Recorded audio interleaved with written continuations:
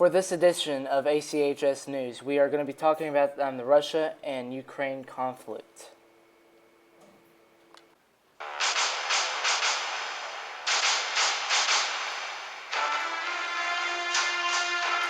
Ukraine is a small country at 603,628 square kilometers and with a coastline of 2,782 kilometers.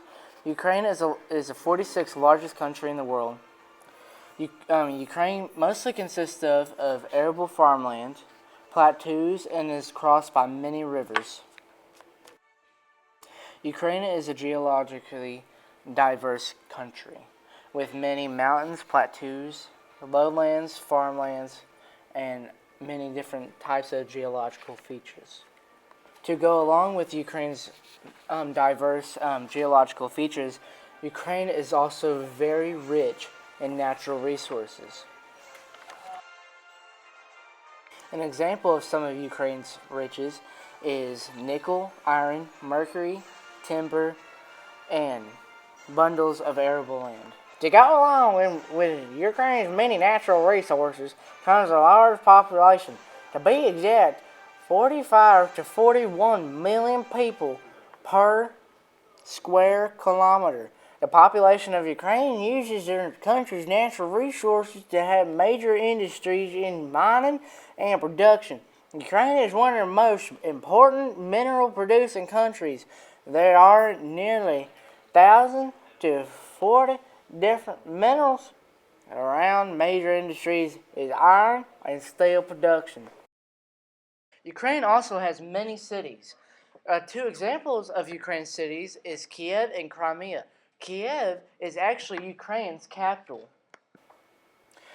Kiev used to be the capital of Russia. Some people want to believe that since Russia and Ukraine are fighting, the only reason why they're fighting is because Russia wants to take back Kiev.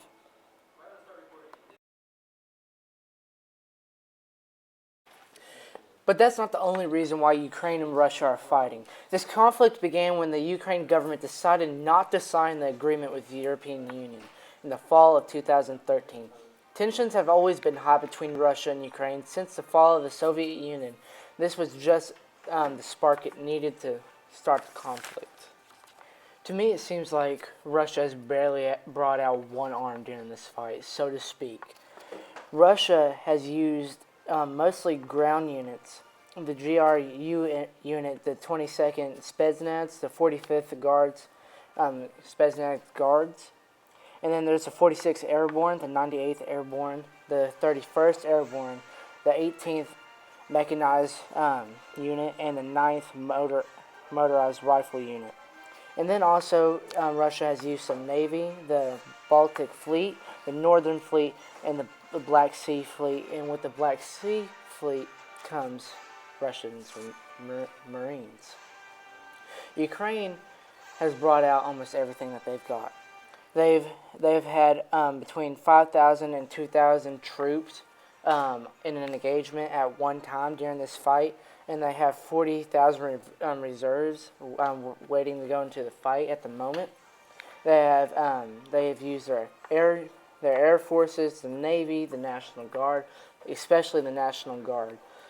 But whenever you look at it in total, you can't count Russia's units as just what I've listed, because there's also tons of rebels in Ukraine that are fighting for Russia.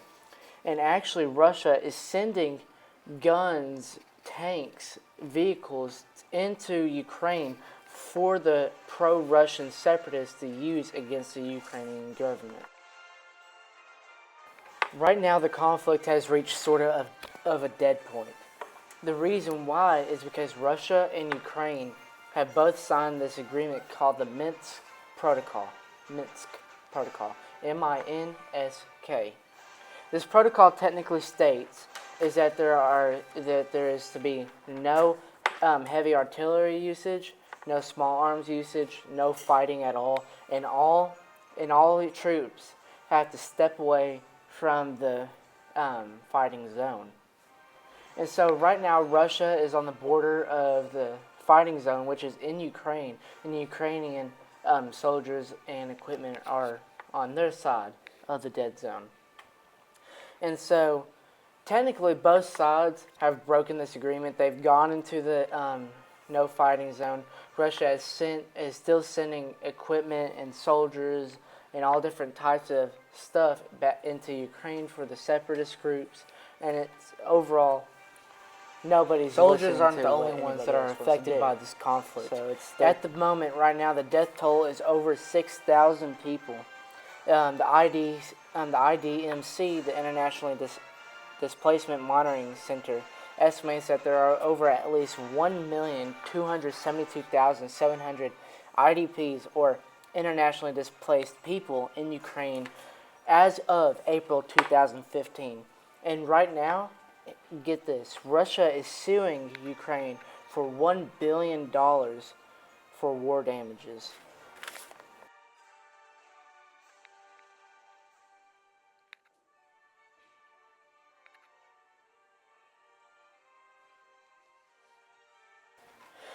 Ukraine and Russia are two nations that were destined to fight with each other from the very beginning.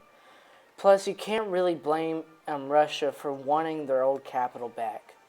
But because of Russia's wants, millions of people are gonna die. There are only two ways the situation can play out. Russia invades Ukraine, and other nations, for example USA, gets involved and gets in a fight with Russia. Or Russia just backs down, which I don't really see happening because Russia is a nation of very proud people. At this moment in time, only time can tell. It doesn't matter what Ukraine does because they're the little guy in this one. But everyone loves the little guy.